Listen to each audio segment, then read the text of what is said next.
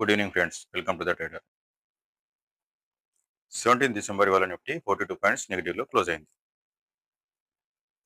ఇవాళ మార్కెట్ ఒక 50 points gap up open అయినా కానీ అక్కడి నుంచి ఫస్ట్ క్యాండిల్లోనే నెగిటివ్ క్యాండిల్ ఫామ్ చేసి అక్కడి నుంచి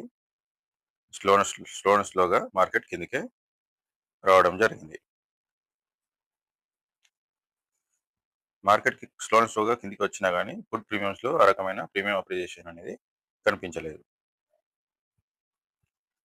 ఫస్ట్ హాఫ్లోనే 25,850 బ్రేక్ చేసి మళ్ళీ ఒకసారి అక్కడ రిటేక్ చేసి అక్కడి నుంచి 25,800 770 వరకు కూడా మార్కెట్ ఫాల్ అయింది. కానీ ఆ తర్వాత అక్కడక్కడే ఉండి సైడ్ వేస్లోనే మార్కెట్ క్లోజ్ అయింది. రేపు సెన్సెక్స్ ఎక్స్పైరీ కూడా ఉంది. సెన్సెక్స్ ఎక్స్పైరీ నాడు నిఫ్టీలో ఎలాంటి మూమెంట్ ఉండబోతుందో చూద్దాం. రేపు నిఫ్టీ అప్ సైడ్ కనుక చూసుకుంటే 25,850 లెవెల్ అనేది చాలా ఇంపార్టెంట్ లెవెల్ ఇది. దీని అబవ్ కనుక మార్కెట్ సస్టైన్ అయితే అక్కడి నుంచి 25,900 మళ్ళీ 25,900 నుంచి 26,000 వరకు కూడా మార్కెట్ వెళ్ళడానికి అవకాశం కనిపిస్తుంది. కింది సైడ్ కనుక చూసుకున్నట్టయితే ఈ 25,770 to 780 జోన్ ఏదైతే ఉందో ఇవాళ మార్కెట్ ఇక్కడ నుంచి రిజెక్షన్ రావడం జరిగింది. దీని కింద కనుక సస్టైన్ అయితే అక్కడి నుంచి 25,700 మాత్రం కంపల్సరీ రావడానికి అవకాశం ఉంటుంది.